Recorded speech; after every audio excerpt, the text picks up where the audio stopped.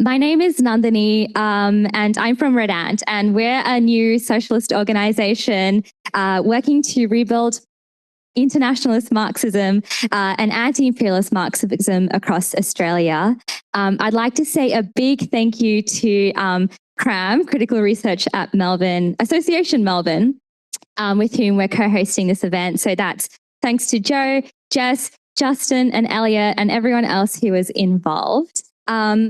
It's my pleasure today to introduce you to the international Marxist historian, journalist, and thinker, Vijay Prashad.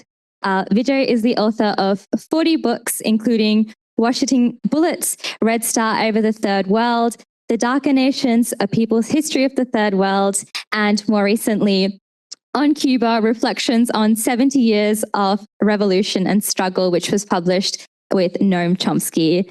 Vijay is the director of the Tricontinental Institute for Social Research and chief correspondent for Globetrotter Media.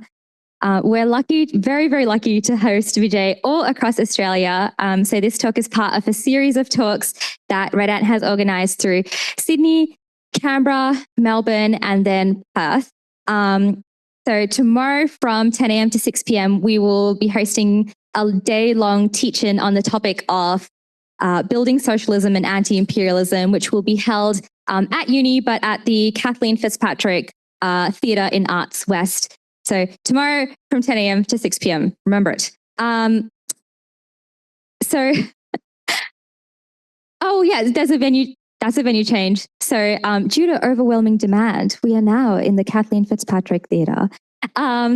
So I had to make a few introductory remarks. So last night, while I was trying to explain why on earth we've put so much time and effort, and Vijay has come all the way from Chile and done so many talks and is doing so many talks in Australia, I realized there was a bit of a feeling that I wanted to explain.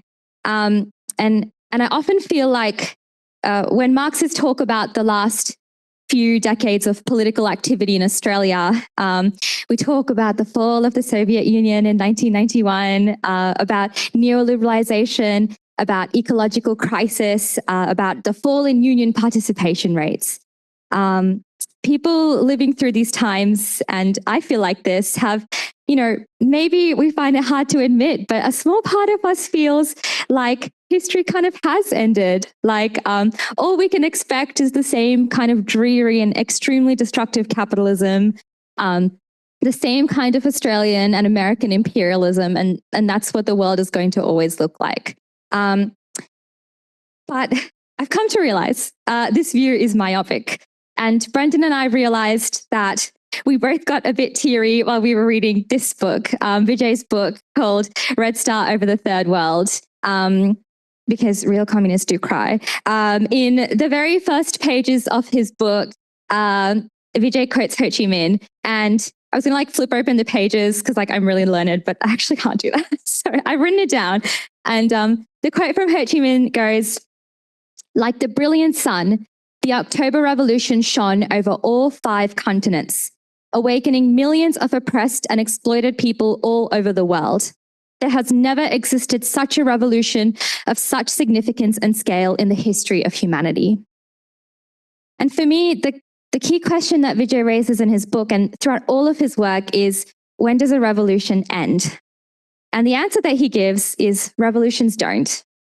For Ho Chi Minh, who wrote this passage in 1967 on the occasion of the 50th anniversary of the October Revolution, the legacy of that great event was still active in his world, in the same way that it's active in Vietnamese, Cuban, Indonesian, Filipino, Cape Verdean, Burkinabe, Venezuelan revolutions that are active today.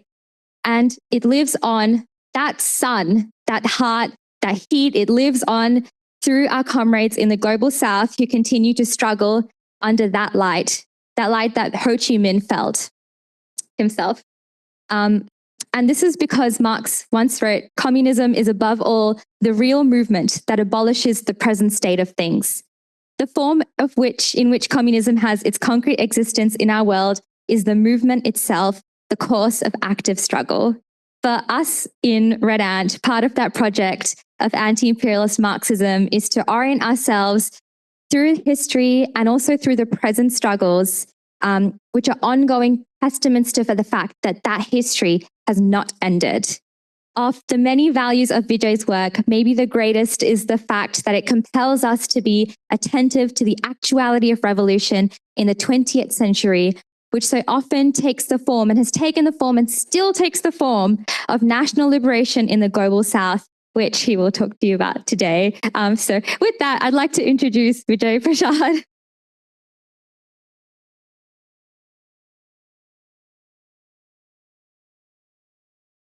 It's great to be here. This is, I think, for Atul and I, Atul is our fourth day in Australia. I'm really grateful to Red Ant for taking us around.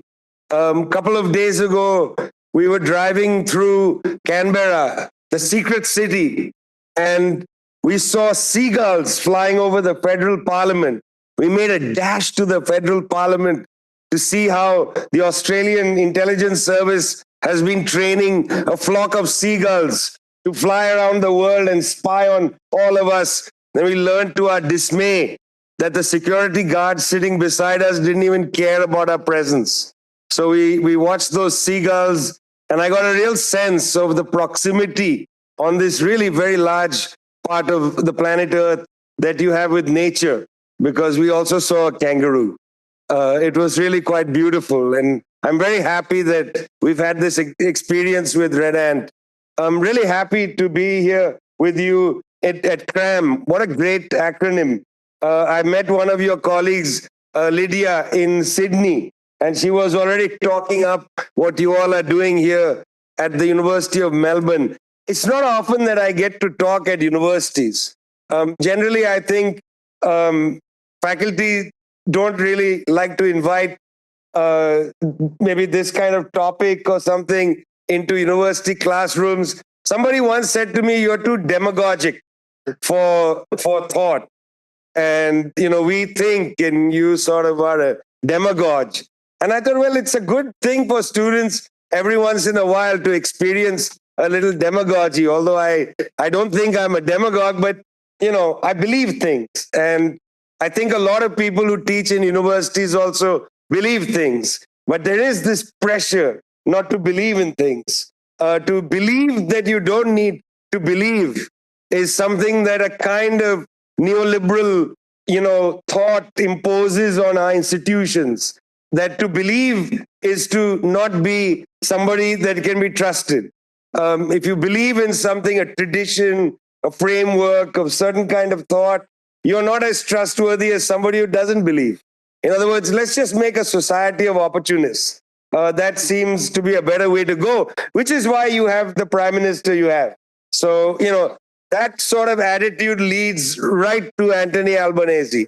And that attitude leads to Olaf Scholz. It leads to Keir Starmer. It leads to Kamala Harris. It leads to basically a form of, institutional mediocrity. And that's really what's happened in many Western states. The leaders are just really difficult to get behind. I mean, name one that excites you. They're just pathetic. And you're stuck in this position of having to decide between two pathetic candidates who don't believe in anything. And, and you're supposed to trust one because the other is worse. I mean, look at the US election. One is has a record of being involved in a genocide, and the other one is the one people are supposed to be scared of. So what's worse than a genocide? You already have a genocidaire as a vice president, but the other one is worse. I'm afraid I don't get it any longer. I don't get how mediocrities compete against each other, but that's where we are. And so demagoguery, I suppose, should make a comeback. People should believe things some more. And I'm a great advocate of students learning to be sincere and not cynical. There's no need to be cynical about what you believe in. Believe in something. The people I'm going to talk about believed a lot. They sacrificed their lives for their belief. They gave up honors and distinction for their belief. Some won, many didn't, but they believed. They wanted to make the world better. The world is atrocious. Today, the world is in an atrocious state. And we have generations of people being taught to get degrees who leave their institutions with an attitude of cynicism toward the world. We mustn't let that continue. We got to teach sincerity. You got to believe things. You got to try to do things in the world. You can't just worry about the small things in life, which is just how your life will turn out. Because your life sometimes might turn out and millions of others' lives might be in great peril as a consequence. It's always worth being sincere. These people I'm going to talk about were extremely sincere. I want to start by, well, I already started, but that was like a preliminary starting. I want to actually start by explaining what this institute is where Atul and I work, Tricontinental. Because in a sense, the material I'm going to share with you is a consequence of the work that we've done in our institute. About a decade ago, I received effectively a summons from the landless workers movement in Brazil, the MST, the largest social movement in Latin America. About 1 million or so, maybe 2 million people involved in their settlements, their encampments and so on. I think about 1 million members of the MST. Well, they have a school just outside Sao Paulo called the Florestan Fernandes National School. Florestan Fernandes is a very important Brazilian Marxist that doesn't get read outside Brazil. In fact, even within the Brazilian Academy, he's not taken seriously. He threw himself into trying to theorize the movements in Brazil at the time. He writes incredibly powerful work about the relevance of Marxism in the fight against a dictatorship, and then in the 1990s against neoliberalism. So I went to this meeting in the Florestan Fernandes School, and they had about 20 or so political and social movements from Africa, Asia, and Latin America at the meeting. The meeting was very interesting because it was, in a sense, a place, a space to start thinking about the status of internationalism in the first months of the new decade, the second decade of the 21st century.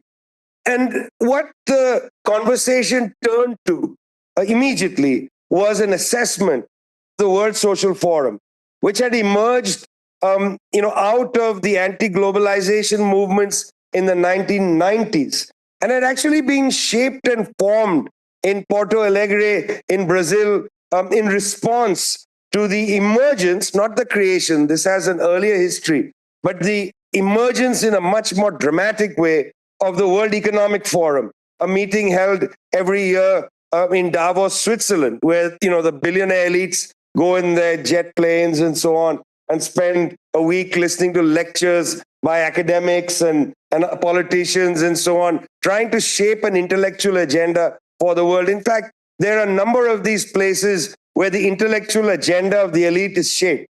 Don't think that they don't spend time thinking about, in conceptual terms, where the world is going. They meet at Aspen in Colorado. They meet in just outside San Francisco. These are not conspiracies. These are just meetings. I mean, they just meet. They talk about their view of the world. They shape concepts. Those concepts come out in the World Economic Forum's publication. They influence the OECD, the Organization of Economic, whatever it is, the European, and where I live also, Chile is part of the OECD, unfortunately. Then they influence and shape the International Monetary Fund, the World Bank, and other multilateral institutions. It's not, in fact, ineffectual concept making. It's very important concept making that the World Economic Forum does. For instance, they put things like the environment on the agenda, but they shaped it into the importance of having green capitalism, carbon credits. All of that comes out of the WEF. They had an enormous discussion about the digital economy, how governance of the digital economy should be shaped.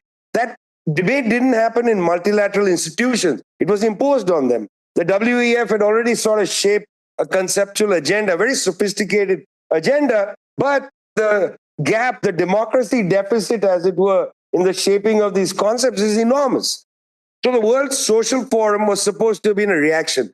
Unfortunately, and that was the assessment in Brazil, the World Social Forum didn't live up to what it should have done.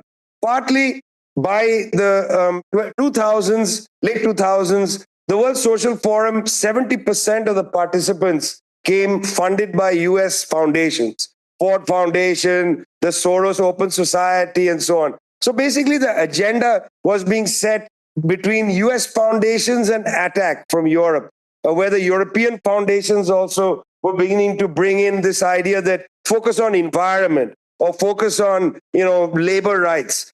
They were sort of parceling the world up into that NGO methodology of let's look at this problem, the water problem. Let's look at the problem of sewage over here. But they weren't looking at the whole. There was no Marxism underlying things. In fact, if I was to be cruel to what had happened, there was no real theory underlying things. This was a form of NGOism where you take issues that you think need solutions and you deal with them. Let's have a panel on the water problems. Let's have a panel over here on gay and lesbian issues. Let's have a panel over there. But what about, let's say, the interlocking way in which these various problems go? We don't have a theory of the whole. How are you going to deal with the whole? At Davos, they had a theory of the whole. They didn't have any problem understanding the whole. They didn't need to look at the world in fragments. But this sort of NGOized anti-globalization left had kind of brought the agenda of US and European foundations into the World Social Forum. These were two serious problems. 70% of the people there funded by these foundations, and the agenda effectively an NGO agenda. So the people at this meeting said, we need to build something different. And the idea this time was, let's not build something that's going to be, a festival once a year where people can come and there's lots of slogans and, flags to sell, and you go home with a suitcase full of T-shirts and whatnot, and you got all kinds of ways of feeling good about your participation at the annual WSF meeting. It's not a festival. We got to build a movement. We got to reconstruct internationalism. And so they decided to launch a decade-long process of bringing political and social movements into a network, into conversations with each other. One of the things that came out of this meeting was that the lessons that we've learned from studying the experience of the Communist International must be absorbed. One of the, I think, most important lessons from the Communist International was that it sort of wrapped itself up between the needs of Soviet foreign policy, in other words, the national interests or the multinational interests of the USSR, and internationalism. There were times, like for instance, with the People's Republic of China now, where the government has to act based on the national interests of the country, which is different many times from an international perspective. You can't expect a country where you have people that you're governing, you can't expect the policy of that country not to think about the needs of the people in the country. You can't sacrifice the people for an international perspective. That's just not going to happen. It's actually super idealistic to expect that. So we thought, look, we don't want to have an international that tells movements what to do, that instructs movements on a political line. And I think we came to an interesting point, which I'm going to come back to when I talk to you a little about Ho Chi Minh, which is that the most important way to build unity is through the trust between movements. Trust is much more important than a singular political line. Different political organizations are at different stages of their development. They operate in different conjunctures. They have different class situations that they're dealing with. You cannot have one interpretation of the world that suits everybody. It's just not going to happen. You can't build mass organizations by imposing a political line that doesn't make sense in that concrete reality. But you can build trust across movements. For instance, right now, when Russia enters Ukraine, obviously the Europeans that are involved in our network cannot immediately come out and condemn the Russians, or they cannot come out and defend the Russians. They take an ambiguous position. They want to talk about NATO. But some of them might have to come out and say, we condemn the invasion. Now, other movements in Africa don't want that. They don't believe that Russia invaded Ukraine. They believe it was a defensive maneuver to hold off against an attack from NATO. They have a different perspective.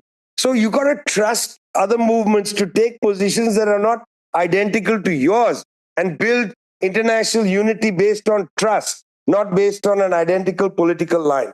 This is a point that comes out of Ho Chi Minh's writings repeatedly, because people like Ho Chi Minh understood that in the struggle for national liberation, some movements are going to be much more focused on the national liberation part of the struggle, and others will be thinking about the social revolution and Marxism. And you cannot judge movements based on the different contexts and the class realities of where those movements are being built. They're going to have different levels of motion. I remember when I was a graduate student, I used to talk about levels. My postmodern professor used to try to savage me and say, oh, levels, so, whatever. And he used to also get angry when I talked about stages of the revolution. He'd say, there are no stages. And what I found funny is the term postmodern is a stagist concept. There was a modern and then there's a postmodern. So why are you getting upset with me for thinking about stages of economic development?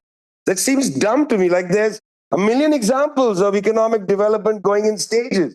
People used to not use a water wheel, and they therefore had to go to the water source and put a bucket into a well and pull up and that was a certain level of productivity.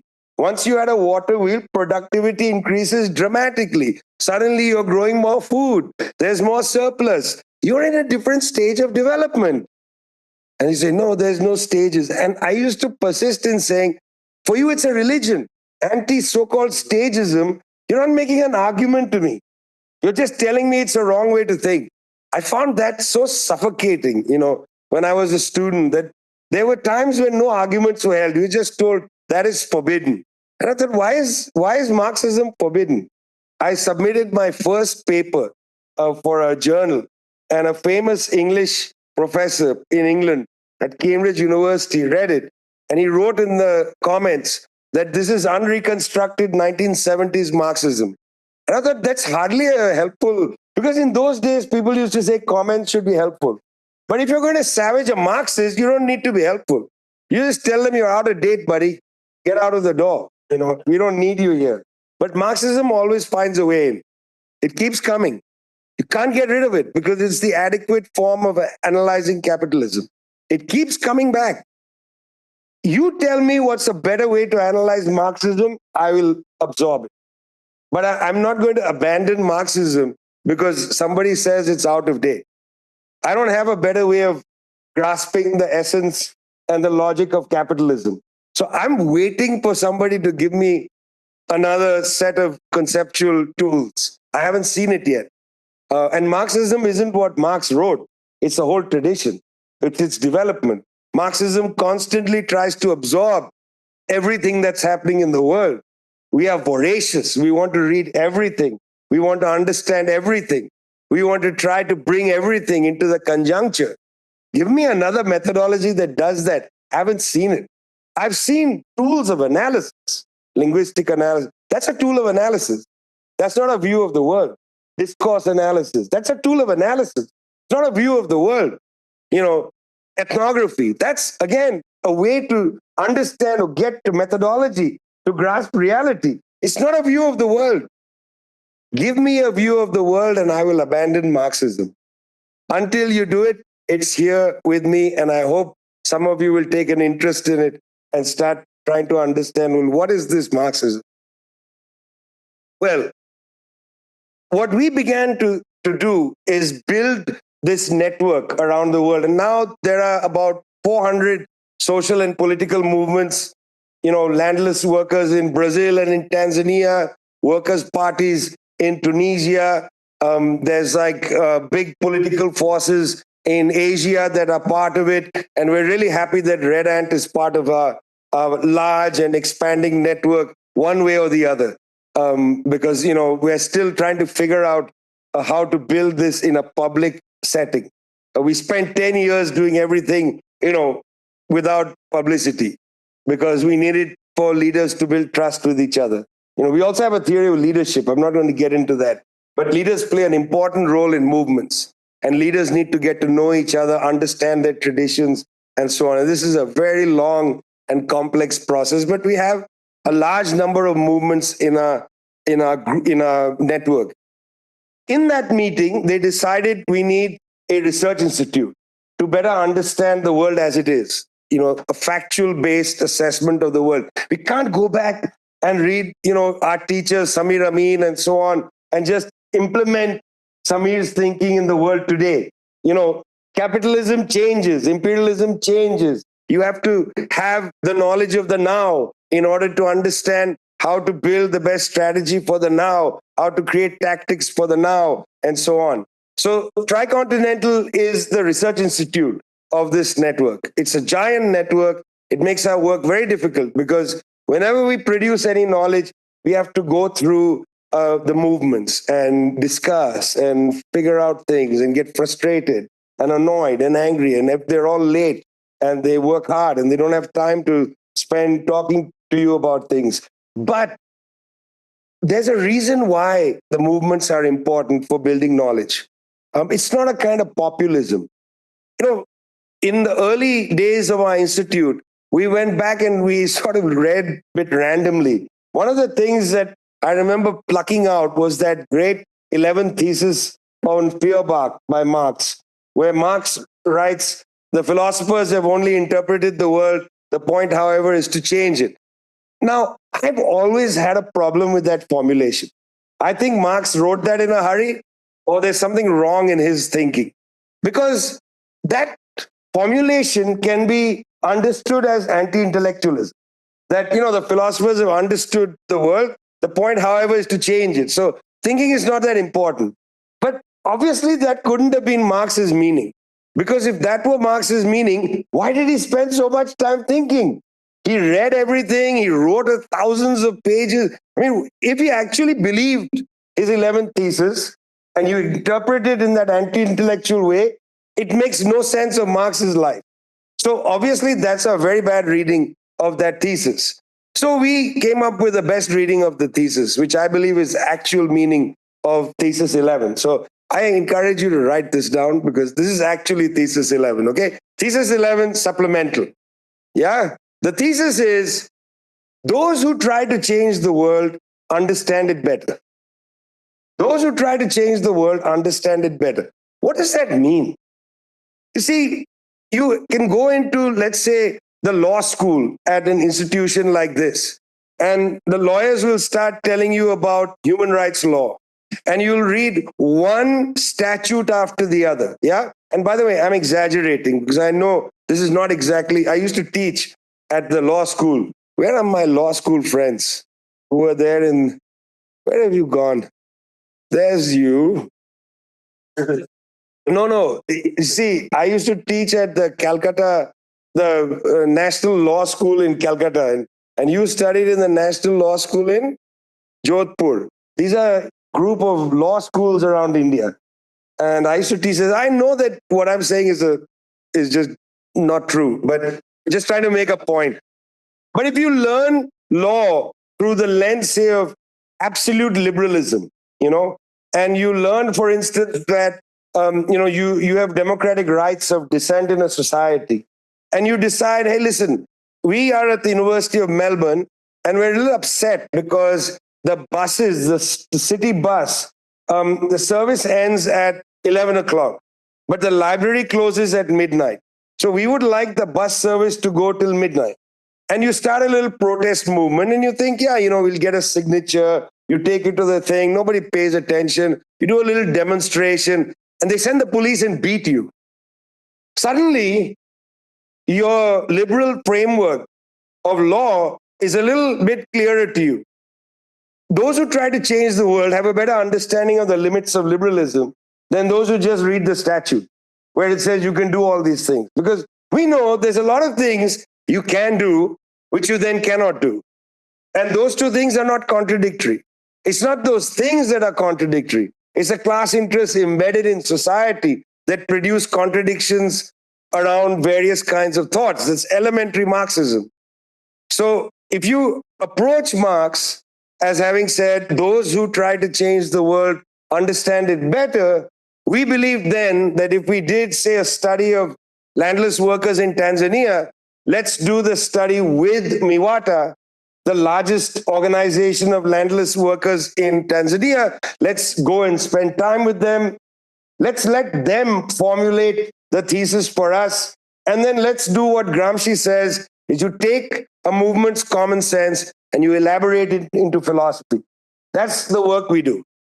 And while we were developing our agenda, it became clear that our Marxism is a little idiosyncratic, that our tradition isn't the normal tradition. So I'm going to spend a few minutes distinguishing our Marxism from what is sometimes called Western Marxism, but I also want to contest that term because I think that term is not correct.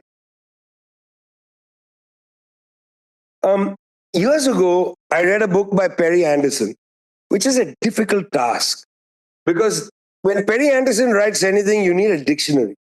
And you don't need a dictionary that's contemporary. You need a dictionary from the 1950s because he uses words that I've never even heard of, let alone, and they are for simple things like, somebody broke his leg. He'll have some fancy word for that. Why don't you just say somebody broke his leg? This is one thing I've never understood in that kind of writing. In a lot of academic prose, like there are some things that are pretty straightforward. Why put it into this sort of Byzantine thing that creates a gap between the people and understanding?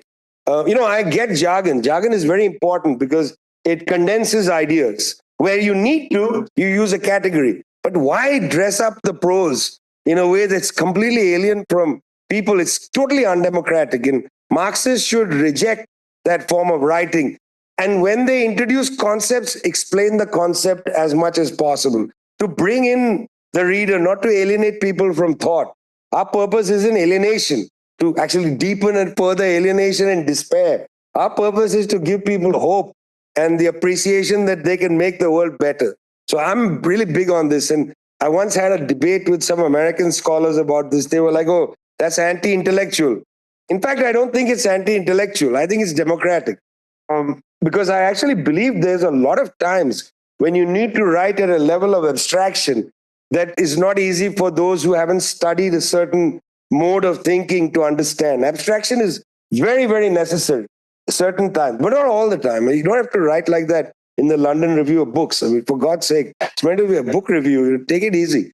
Perry Anderson's book on Western Marxism need not have been written like that, but there's one section where he says that Western Marxism is built on defeat, that the defeat of the German Revolution of 1919 and then the subsequent defeat of the Hungarian Revolution made a kind of divide in the world of Marxism. And then he argues that Western Marxism goes into, an analysis of culture and so on. And I don't want to spend too much time with that. But I first want to just disagree with that characterization. But, he says basically that from, let's say, Gramsci onwards or Lukács onwards, right into the Frankfurt School and then into France, across, jumping over England, because he has no respect for English Marxism, as he demonstrates in a book called Arguments Within British Miami. He just thinks they're all empirical idiots. So, Perry Anderson is incredible. I mean, to have that sort of biblical judgment, he damns his own country to obsolescence. They are all empiricists. Forget them. And he leaps to the United States where, it's another different kind of tradition, but it's basically those who take continental Marxism and elaborate it, from Frederick Jameson, etc., all the way to California. Now, the problem with this, there's at least two problems with this conceptualization of Western Marxism that we wanted to depart from. One, in all the surveys of Western Marxism, they go from Marx to somewhere near Gramsci and leap over Lenin. The absence of Lenin to me is very interesting in this tradition that they've constructed. There is no Lenin in it. Lenin doesn't appear. Somehow Gramsci appears, which to me is dismaying. So does Lukács, because both were communists. And the communism of Gramsci is taken away. What was Gramsci's project when he was in prison? Gramsci was not thinking in prison, it was a culture work. I'm going to found cultural studies. I'm going to write some notes and somebody in England is going to sort of read them. They're going to be like, wow, let's study film and let's study football matches and whatever, the green cap that cricketers wear in Australia. What's the cultural significance of that? Gramsci wasn't thinking about that. Gramsci was saying in prison, why did the working class in Italy abandon the trade union movement, the Turin strikes, the Communist Party, and go to the fascists? Does it have something deeper in our society and culture? Is it something to do with the peasant cultures of Italy? The Southern question isn't about spatial dynamics. It's trying to understand the question of the peasantry, the centrality of the Italian peasantry, which is why it's such an appealing text for people outside Europe to read, which were peasant societies.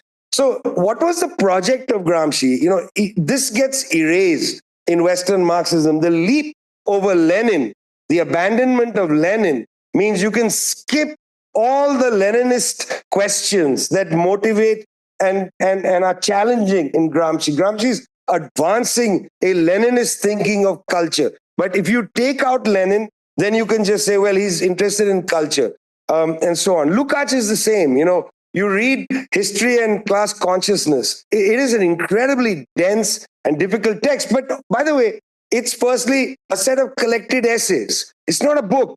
It's a set of collected essays. There's a little essay on Luxembourg, a little essay on Lenin. There's a long, brilliant essay where he basically goes into Kant and grounds Kant in the history of capitalism. It's just an extraordinary intellectual exercise that Lukács is in the middle of. While Lukács is writing this stuff, he's getting influenced by Bolshevism and Lenin. And then he writes that text on Lenin, which is great. And it's interesting. I remember taking a class in the Frankfurt School. We read History and Class Consciousness, but not his book on Lenin.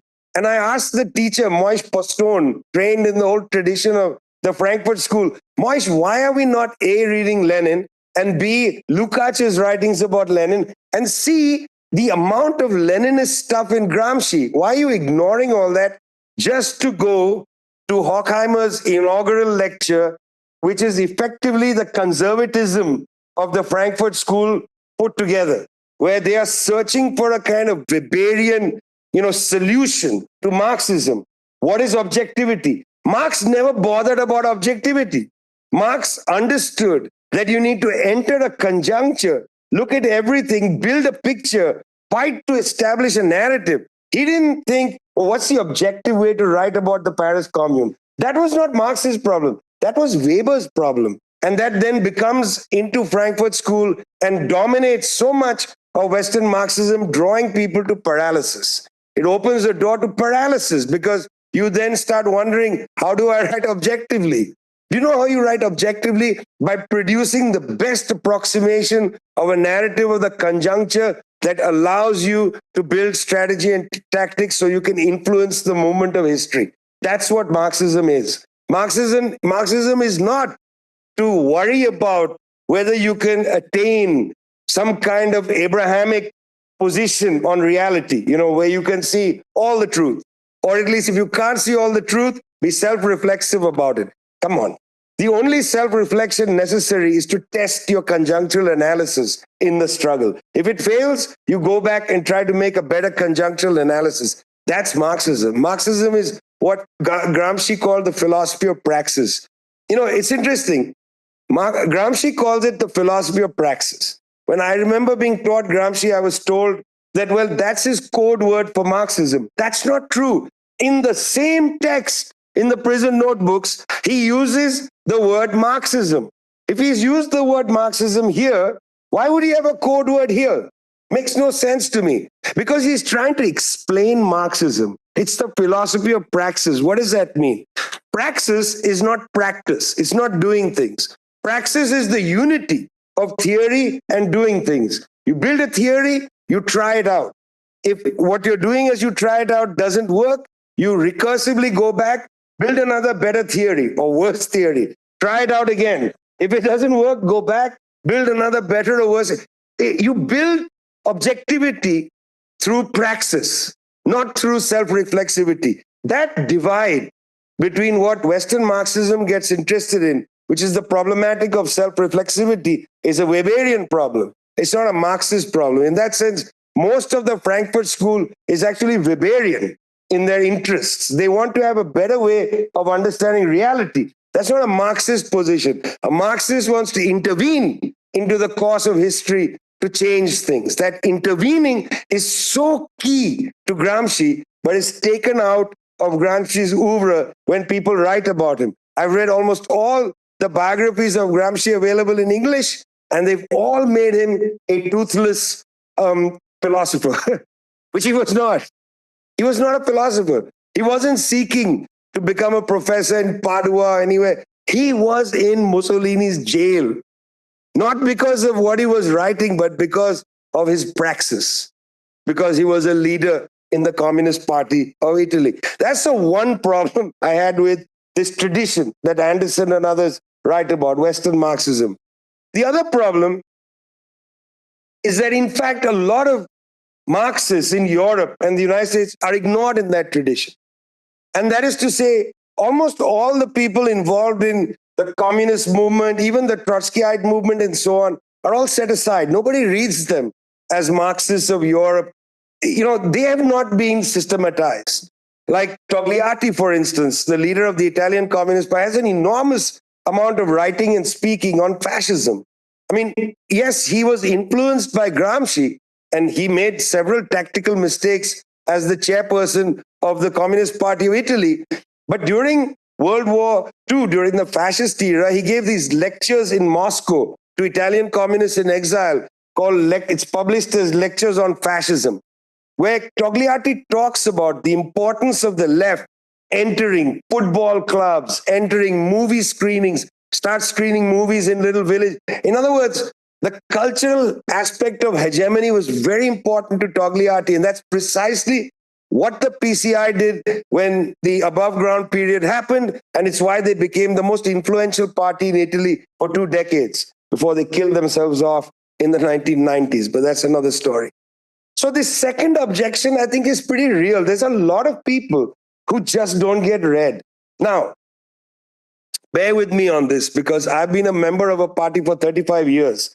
I know that often the quality of writing by people who are active in these movements is not great.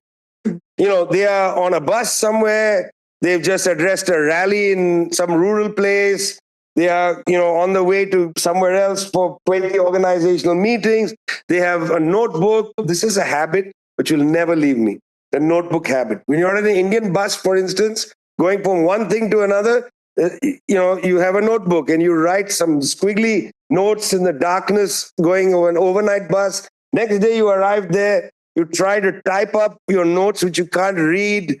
You send it to the newspaper. It's not exactly, no time to edit it. The quality is not great. Don't get stopped by the quality. We're looking at the ideas. What is the content there? It's the role of the Marxist intellectual to, as Gramsci says, take the common sense, elaborate it into philosophy. Take the writings of people who are involved in the thick of political movements. Don't dismiss them in an elitist way and say this is really badly written, stupidly put together, there's mistakes here and there. Try to find what the argument is and lift the arguments up. That was never done for decades by scholars in the West. Never done. People just didn't take them seriously. It's that second methodological point that governed our work in Tricontinental. Because what we decided to do was a publication agenda of, for instance, taking the works of Kwame Nkrumah. Kwame Nkrumah was an extraordinary man, born in the Gold Coast under British colonial rule, developed as a teacher, because he's a very bright person. As a teacher, he developed a strong feeling against colonialism, very strong feeling. He is able to get a scholarship to go to the United States to study at Lincoln University. On the way in 1936, he stops in London. He's walking down the street. He sees a newspaper headline that says, Italy invades Ethiopia. And he's outraged. And he says, that is the moment when I knew that I must fight against the scourge of colonialism. Goes to the United States, meets a number of other African leaders, comes back to England, 1945, helps organize the Pan-African meeting, the 5th Pan-African Congress, then comes back to the Gold Coast, gets himself a little car and drives all over to every village talking to people about how they felt about the situation. As he talked to people in one village, he took their thinking to the next village. He heard from a second village, accumulated the two knowledges to the third, and he built up his own understanding of the general sensibility of the people of the Gold Coast. He built the sense of the conjuncture. And what does a Marxist do? He starts a newspaper where he begins to write sometimes in his name, but he begins to write not ideology. He doesn't shove ideology down people's throat. He tries to reflect in the paper on what he's hearing, so that people who take the newspaper in far-flung villages will essentially read their own ideas. It's a very important part of the building of national liberation Marxism, because in a society where literacy rates are low, and that can be interpreted in many ways, you have to build the sensibility of a people into a kind of narrative. And that's what Nkrumah does. His speeches that he gives, which we have some of the newspaper articles. As you know, I edited a book on the revolutionary thoughts of Kwame Nkrumah. That's part of this research project we have at Tricontinental, trying to put together the thoughts of somebody like Nkrumah and position him for what he is, which is a Marxist intellectual. You see, before I go ahead, I just want to make a parenthesis. It's very interesting when people think of Che Guevara or Ho Chi Minh or even Nkrumah, they think of them as doers. You know, all the thought happens in Europe, and all the African, Asian, Latin Americans are doers. They make revolution, but the thinkers are in Europe. I mean, it's extraordinary that in the world of Marxism, this is so casually replicated. So you'll have books on like best Marxists of the 21st century, and they're like David Harvey. There's just all white guys, maybe one or two women, but there's nobody from the South. You know, they just don't exist. Even now, you know, if there are classes on Marxism, I guarantee you, the syllabus will be extraordinary Global South free. You know, because Ho Chi Minh is just a guy who did a revolution. That's all he did. He just did a revolution. Fidel Castro just did a revolution. That's what he did. They didn't think. They just did. Amilcar Cabral just did. Thomas Sankara just did. But in fact, these are our Marxists. They did and they won. Adorno didn't win a damn thing. Not as far as I know. But you'll have a whole seminar on Adorno. You'll have silence on Cabral. Cabral is one of the most sophisticated thinkers from the African continent. I doubt that anybody who teaches Marxism puts Cabral at the center. They may say, well, he's not a Marxist, he's in for natural liberation. See, that's an interesting phenomenon. I've had this debate as well with people. They say, well, it's not really a Marxist. What makes a Marxist? Somebody who writes a treatise on Marx? That's not Marxism. That's Marxology. That's a study of Marx's writings. Marxists aren't obsessed with what Marx said. I'm not religious. I don't care what Marx said. Marx can be wrong. I'm a Marxist. Marx is wrong on a lot of things. Sometimes Marx's formulations are offensive. I don't treat him like a god. I'm a Marxist. But I'm not a Marxologist. I don't pray to Marx. Although I must say, I do have a statue of Marx in my house. But it's a statue from rural West Bengal, and he kind of looks like a Bengali Marx. Just as Lenin, looks, as you go to different countries, Lenin began to look more and more Chinese. But this is a curiosity, this idea that these are not thinkers. Nkrumah thought hard. What did he think about? The moment he wins independence for Ghana, he starts a formulation that is so interesting. He starts to say, we have won independence for Ghana, but not for Africa. His concept is Africa must unite, African unity. Not Pan-Africanism, but African unity. It's because of Nkrumah and that theory of African unity so central to the Marxist project that the African Union was created, first as the Organization of African States in 1963. While Nkrumah is trying to build a society of sovereignty in Ghana, he sits in his office in Accra and starts and drafts a book, which is one of the most outstanding books on the neocolonial project. It's called Neocolonialism. Published in 1965 while he is the president of Ghana. It's a Marxist account of the underdevelopment of Africa. It is an extraordinary book. It is the only book reviewed by the CIA. They had a long review of it, which they sent to all department heads. And it's the only book I know of that forced the US government to coup somebody. Because in a statement regarding the coup, in a now declassified archive, you can read about them saying that book is dangerous. But nobody reads Neocolonialism, the last stage of capitalism. It's not read. It's mostly out of print. We are going to bring out all of Nkrumah's writing. Nkrumah is a Marxist.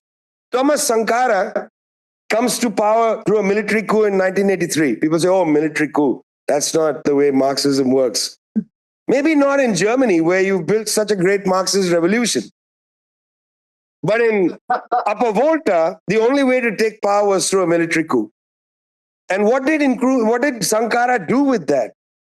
He thought deeply about how do you advance the needs of people around issues of food sovereignty and how hunger must be overcome. That's in 1983, long before the term food sovereignty becomes popular among NGOs. He's thinking about it. He says, he who feeds you controls you. That's one of his great lines. He who feeds you controls you. Feed yourself. He takes that ridiculous colonial name, Upper Volta, throws it out of the window, changes the name of his country to Burkina Faso, land of upright people. He says, we are Burkinabe. We are not Upper Volta. That's a colonial name. This is decolonial before decolonial decided to take Marxism out of anti-colonialism. Burkina Faso, food sovereignty. That was Thomas Sankara. He was a much more sophisticated Marxist, trying to develop a theory of the conjuncture in 1983. And what did they do with him? They killed him in 1987, couped him. Marxists in the third world get killed, couped, put in jail, or not allowed to go to their countries or whatever. Marxists don't get university degrees. It's your job to read these Marxists seriously, dig a hole through their theory, building an understanding of their methodology, and then not import them directly into Australia, as if you can just bring Ho Chi Minh and say, let's follow Ho Chi Minh in Australia. It's ridiculous. You have to do what they did. Build a conjunctural analysis of the situation in Australia. Learn from the different traditions, cultures, customs in Australia. What are the resources of hope? Jose Carlos Mariátegui, one of the great Leninists of Latin America. In 1928, having been to Europe before then, read Gramsci, read Lenin deeply. Jose Carlos Mariátegui comes back to Peru. 1928, he writes an extraordinary book, 7 Interpretive Essays of Peruvian Reality. Such a boring title. One of the best Marxist books in South America.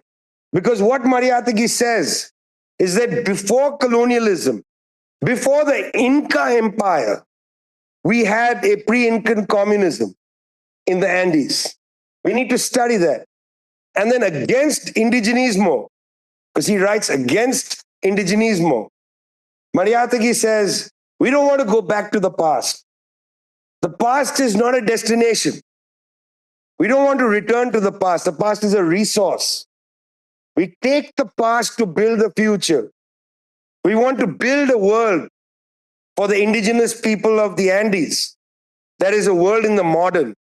The people of the Andes shouldn't be treated like zoological specimen, that you go there for tourism, take pictures and say, look how cute the natives look. People are not animals like that for a zoo. They also want to change their lives. Where is the space for that? Mariátegui thinks about that a lot. It's 1928, one of the great Marxists, totally outside these reading lists, outside this tradition.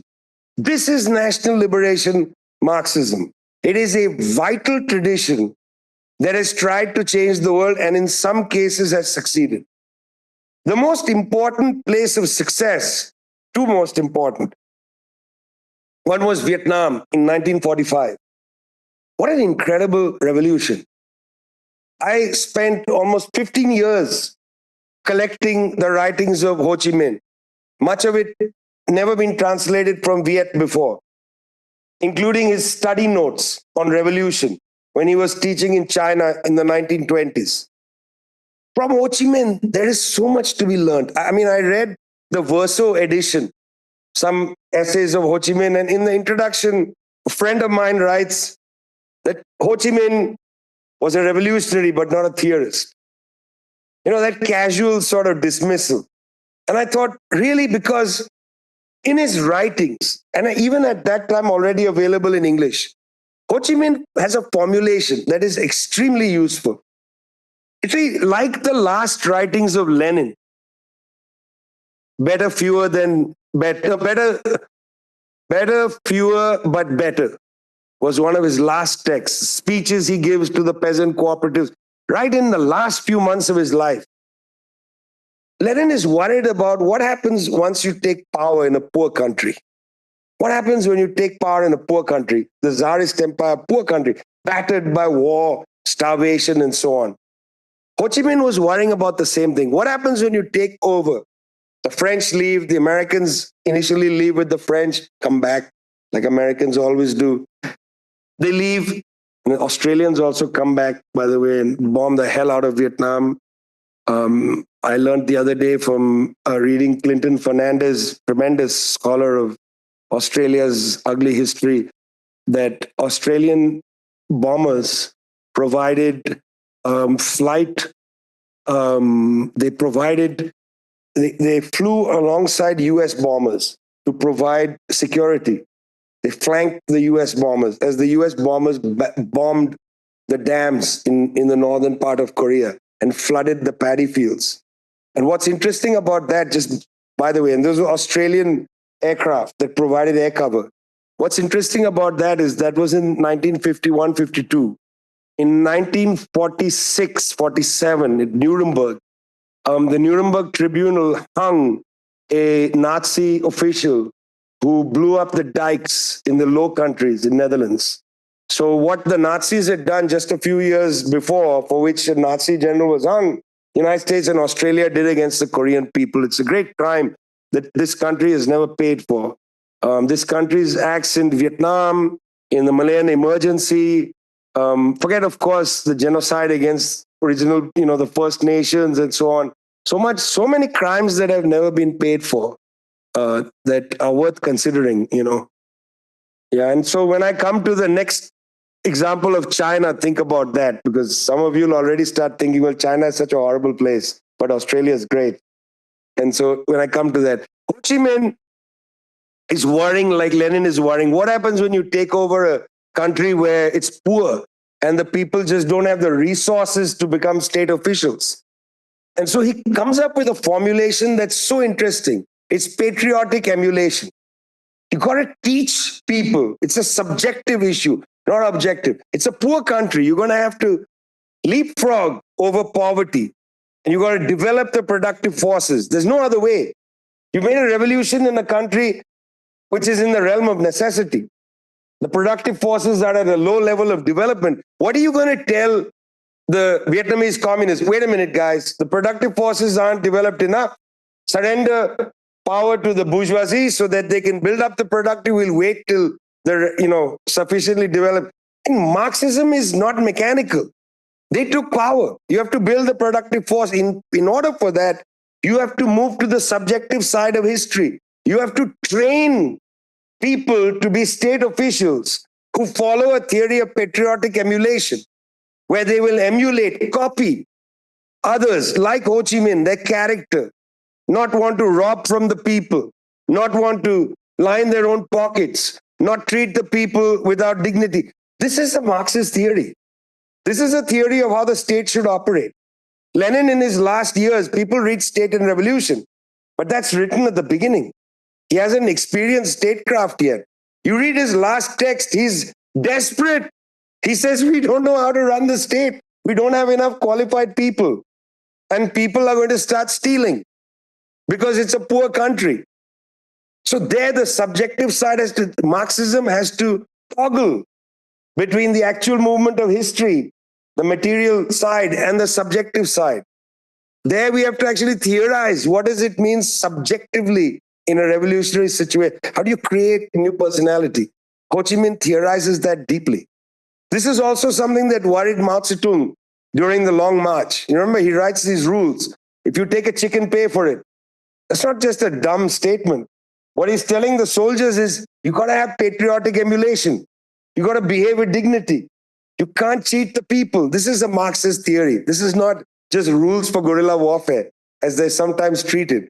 It's about how you have an attitude between the state and the people, the party and the people, an organized force and the people, etc. Whatever the nature of the organized force. China is an interesting place to read theory because generally people read Mao. But Mao died in 1976. That was a long time ago. And I've been very interested in the last few years, and our institute very interested in bringing out debates among Marxists in China today.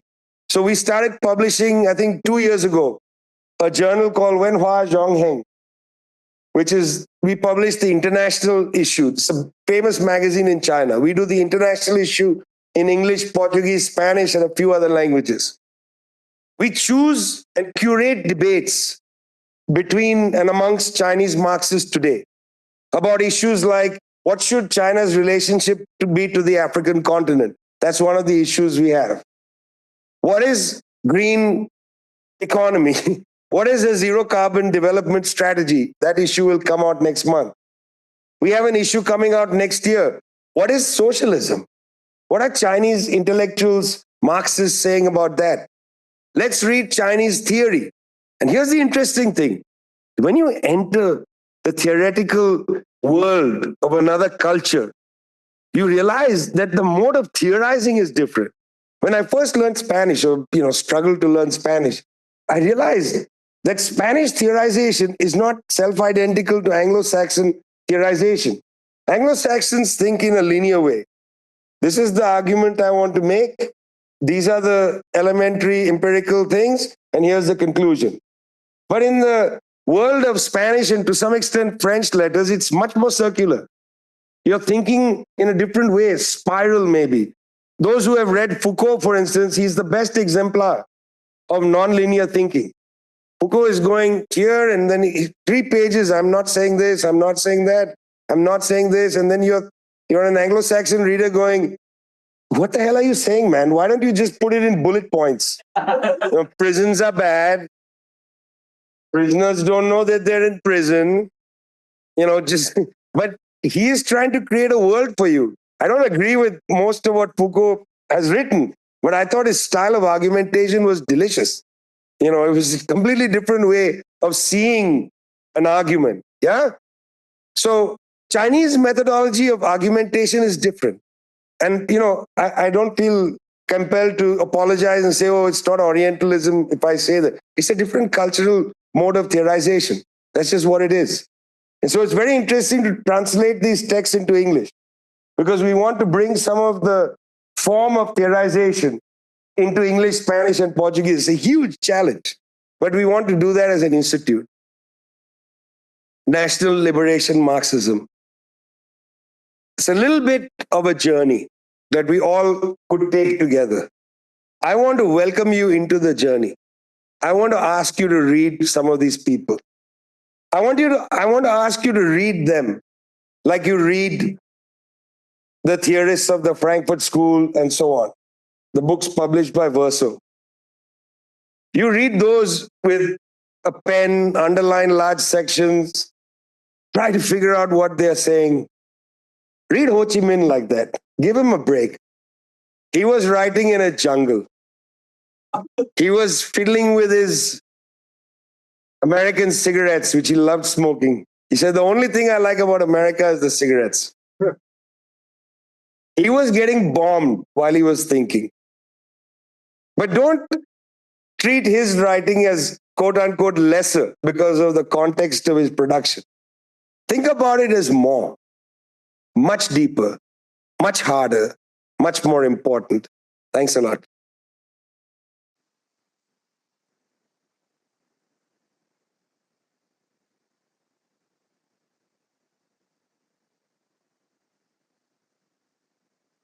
Vijay, oh, thank you. We have, Okay. we have, I think, this room until 5. So basically, we can go until you run out of energy, which I'm astounded that you haven't as yet. And we can take as many questions as you want. But I want to say, I guess, it makes me feel really sad that Amilcar Cabral, Kwame Nkrumah, Thomas Sankara, Nayategi, all these guys, Ho Chi Minh, I have never been in a room at UniMel where people have ever talked about this. And that just feels awful. It really does. But it also feels wonderful that we can have this opportunity to hopefully be able to, I guess, rejig the intellectual culture of all these intellectuals here at UniMel. So just thank you so much for bringing up the hurt. Yeah, please. I mean, you've given me a lot of time to get grilled, so grill me. Before I arrived in New Zealand first, a letter came out with all kinds of formulations about my ideas, saying I was a genocide denier and so on. But the best was that some of the stuff people were saying about me, I didn't even know. I thought this is amazing. I had to research some of the things. Like, I am that. That's fascinating. So yeah, anyway, sorry. That was unnecessary. Please.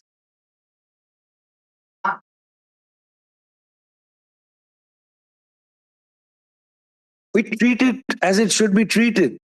We rethink what he's trying to say.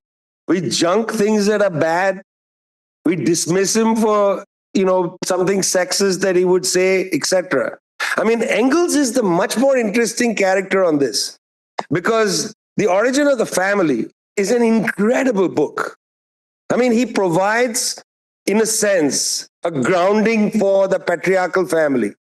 But to do that, he uses some of the most racist anthropologists like Morgan and others. So now what do? Engels was trying to say something quite brilliant, which is that the European patriarchal family is not the natural family. And he was saying anthropologists have found all these other family, ways of having families. So he then reads the anthropologists. He doesn't travel to PNG and so on. He uses anthropologists. Some of them are actually pretty good. They're not all racist, but some are. And then he argues that the form of the patriarchal family in Europe is produced by a certain property relation. I mean, it's a great book. It's, in a sense, timeless. But it's also cringy to read his descriptions from the anthropologists. So in that sense, I always tell people you have to read in a mature way. Like, I'll tell you, I love Edward Said. He's one of the most important people. His Lifting the Flag of Palestine is incredible. His book, The Question of Palestine, covering Islam, those are incredible. But there's sections of Orientalism which I found nitpicky. He wasn't going in and asking, what is this thinker trying to do? He says, well, look, that's anachronistic. To pick out a paragraph and somebody uses a word that's no longer, oh, Quran. And then you say, well, we cancel this person. I mean, try to understand what they're trying to do. I think Engels' Origin of the Family is a perfect text for exactly what you're saying. It really is cringy, but it's brilliant. How can it be? Because we are mature readers. And teachers have to be mature teachers. They have to say, go in and get the best out of it. Not like the gotcha kind of, thing where, hey, I found something wrong in that text, let's dismiss this text. That attitude to reading is really bad. It's super shallow and strikes me as a kind of, graduate schooly sort of one-upmanship. Education is about doing the best you can, not looking for flaws. Yeah? Yes, sir. As I understand it, Marxism is about high equality. That is, they hate inequality. But I was talking to you before, inequality arises due to differences in talent. As I said before, it's not normally distributed, it is not normally distributed, which means due to the difference in talent, which could be 1,000 times more, there's going to be inequality. That happens in every animal in nature, not just humans. So isn't Marxism going against nature? Yeah, it's a very interesting problem and question you raised. But the thing is, it really depends what you mean by equality. You know, nobody really can imagine a society where everybody's identical. Things are going to be strange. We have different talents that we bring to the table. And I don't think we really have a good formulation of what that ultimate society will look like, because in a sense, the ultimate society always produces the next ultimate, because the contradictions will keep making us strive to something different. We're always going to be engaged in a struggle. I mean, the question isn't, can we get there? But the question is, where are we going now?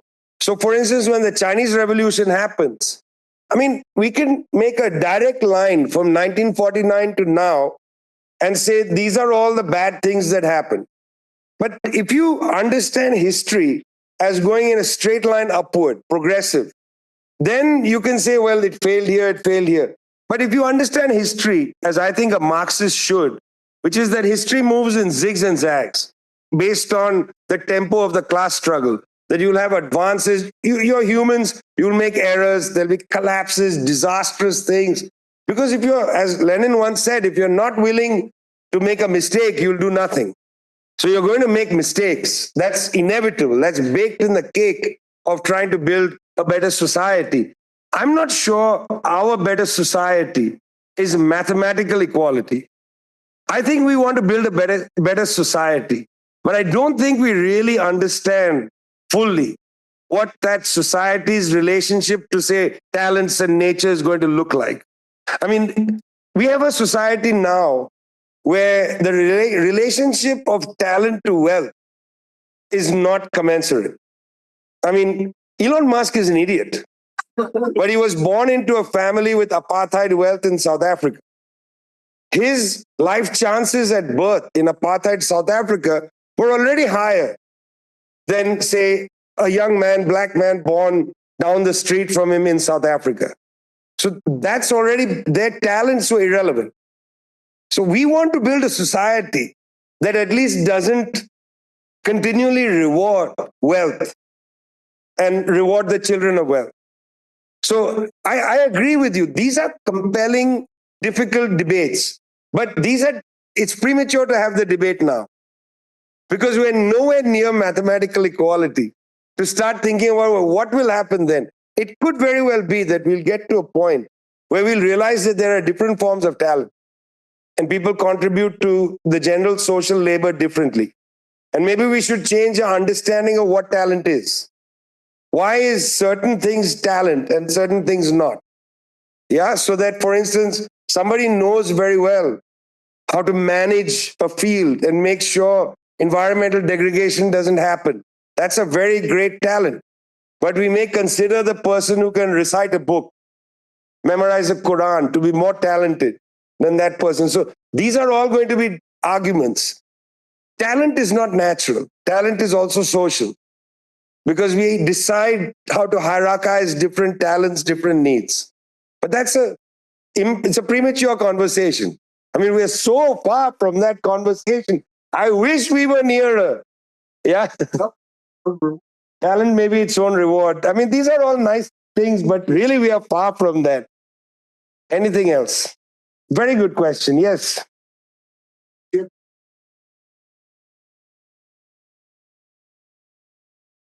Yeah, I mean, I have traveled in the Sahel quite a bit. I've reported from there. In fact, we did the crazy thing of the Sahara crossing to Sabah, Libya, which is nuts.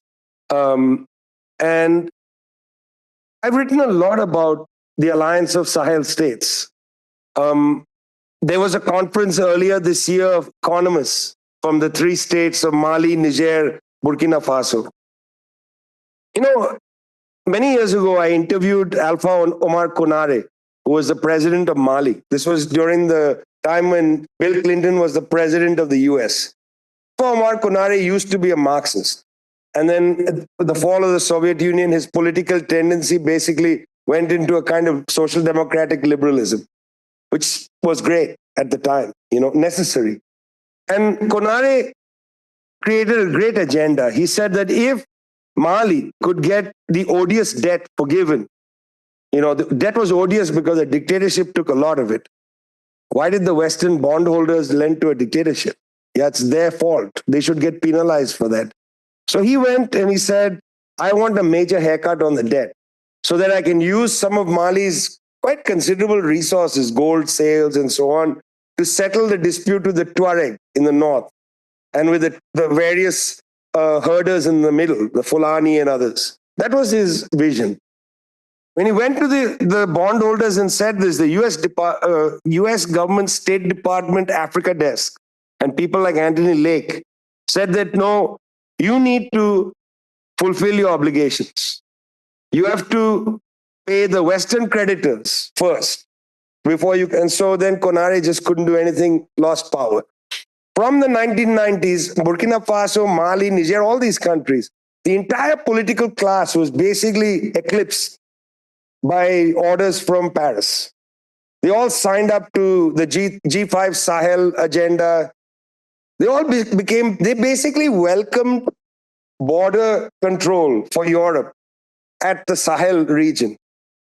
And they were angry, the people, when the United States and France destroyed Libya in 2011. And then all the Al-Qaeda and cigarette smugglers and all of that just created mayhem in the northern part of Burkina Faso, Mali, and then very large parts of Niger, particularly in western Niger. So the militaries were paralyzed. Now you got to understand, these are societies where there's no political parties of any liberal or left orientation any longer. They are basically the parties of the establishment that are effectively pro-French parties. There's no political space. So lots of young people, because there's no other opportunity, joined the military. And in the military, they became Sankaraists. So Ibrahim Traore, for instance, dresses like Sankara. He speaks like, his intonation is totally Thomas Sankara. They basically are people who want to establish the sovereignty of their countries. They want the French out. They want the French to stop exploiting their mines. And then the United States, scared by this, started accusing them of being pro-Russian. You see, because Africans are a lower people, and Africans cannot be independent. If the French are not dominating them, it must be the Russians. And that's such a racist way of seeing the world. So nobody is willing to accept that Ibrahim Traore is being led by himself. He must have a Russian sitting behind him. Some white guy has to be there to teach an African how to talk.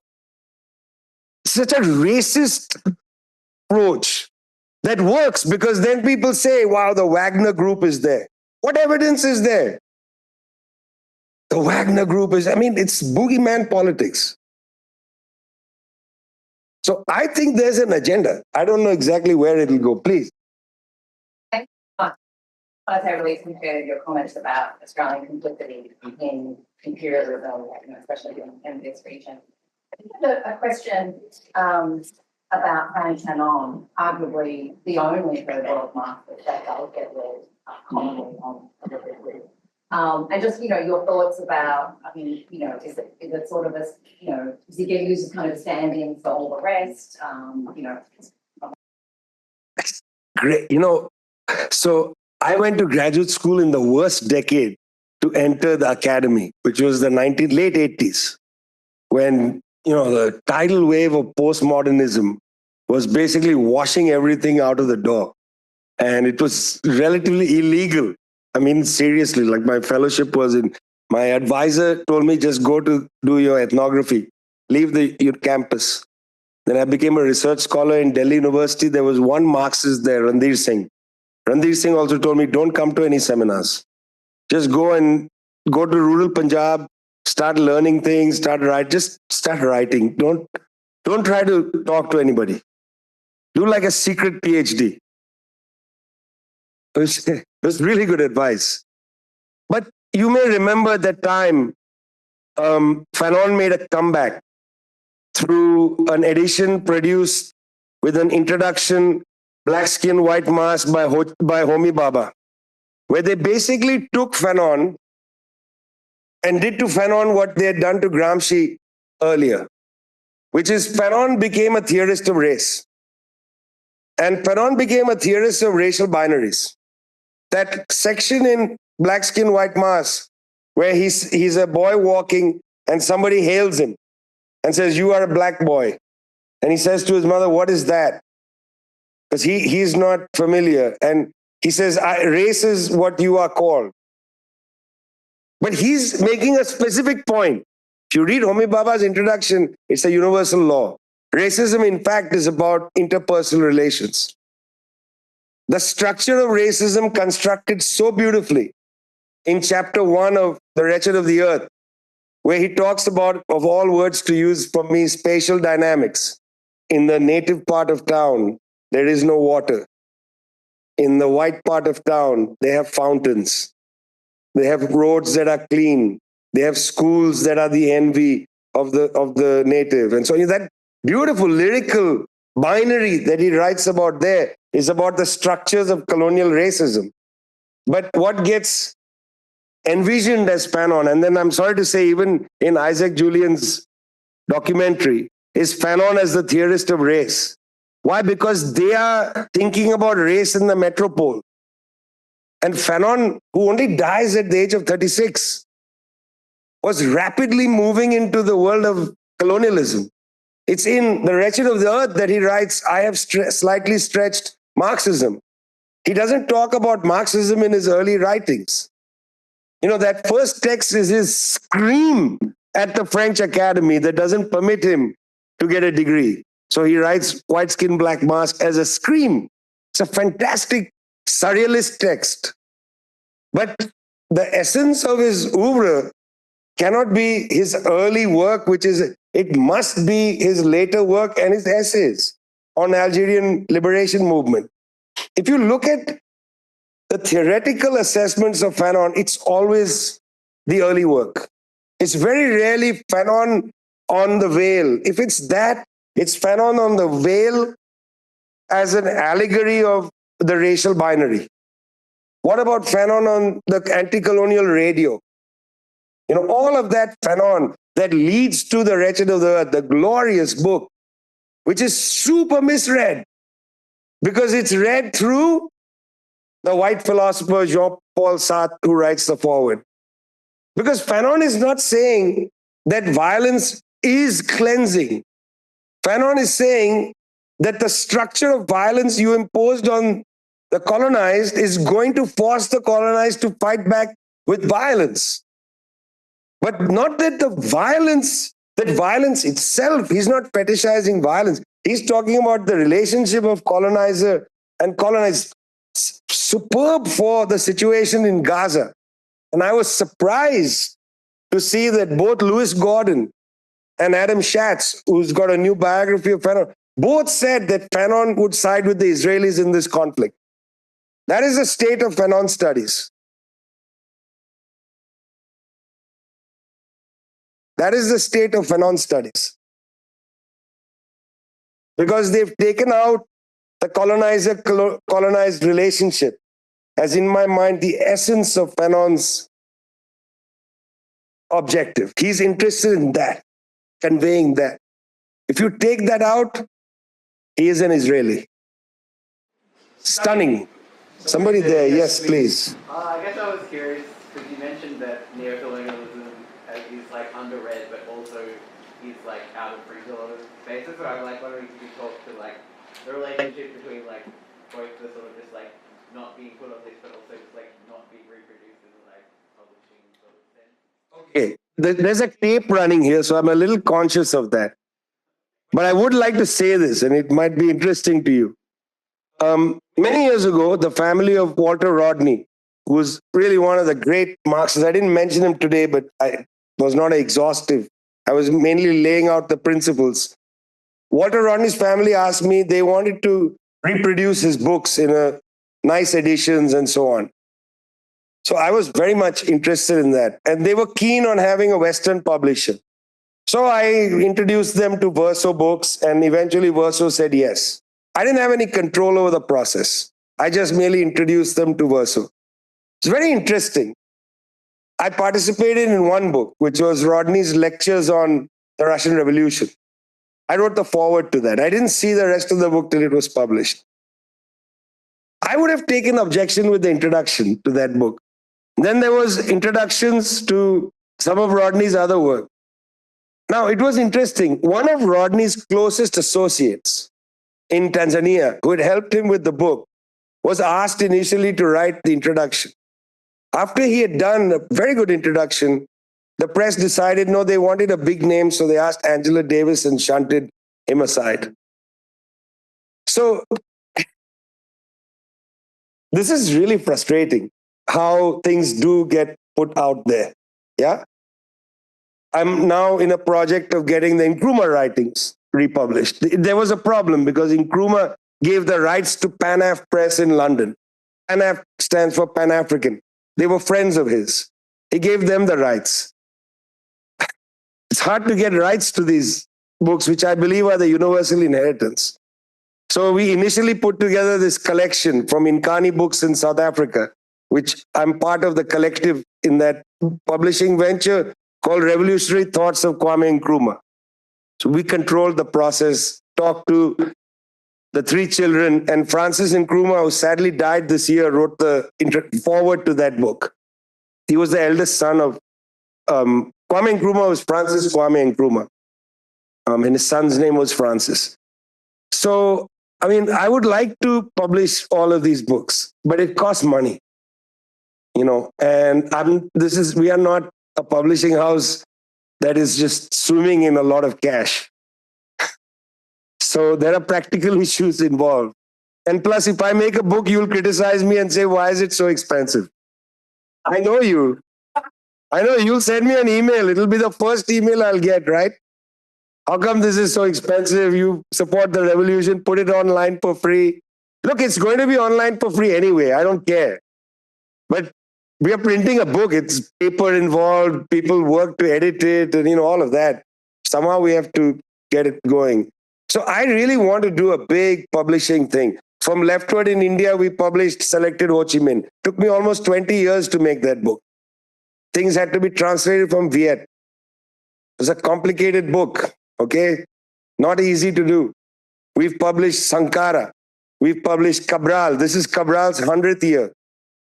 1804 Books in New York, with which we work, is publishing a new edition of Cabral's lectures, effectively on how to make a revolution. I'm looking forward to it. I wrote the introduction. I want you to get a hold of it.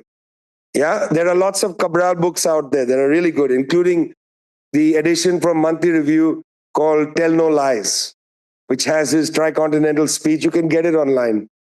Most of this stuff is online. Build your own book. Yeah, I'm so curious about the publication. No, it's difficult, my friend. Rights are complicated.